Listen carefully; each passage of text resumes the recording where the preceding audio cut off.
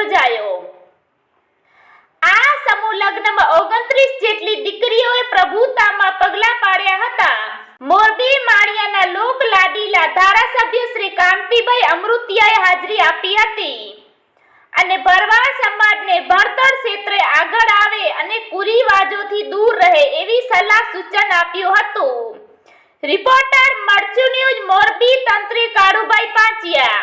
બહેનો અને પત્રકાર અને નવ દંપતી તમને જાણીને આનંદ થશે। મારું ગામ જેતપર છે।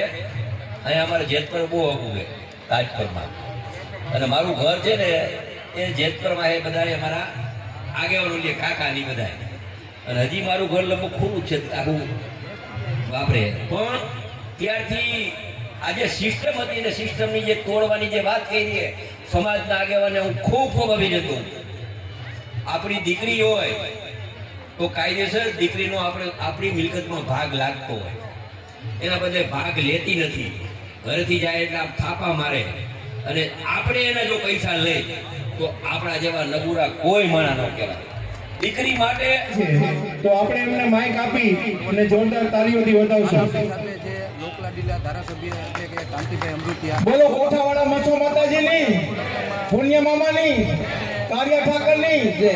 હવે કાલે વાંકાનેરમાં 58 દીકરીઓના સમૂહ લગ્ન યોજાયો હોય, તેમાં કન્યા છાત્રાલય વિશે જે આપણે ચર્ચા થઈ એમાં માત્રાભાઈ, રેવાભાઈ, અમારા ભરવાડ સમાજના મોંઝવા સદાકાવાળા હાલ અમદાવાદ 25 લાખ રૂપિયા કન્યા છાત્રાલય પેટે 25 લાખ રૂપિયા દાન આપ્યું। બીજા ગેલાભાઈ, હિન્દુભાઈ ડાભી જે અમારા નાગ પટેલ છે વાંકાનેરના, એને પણ 25 લાખ રૂપિયા કન્યા છાત્રાલય દાન આપ્યું।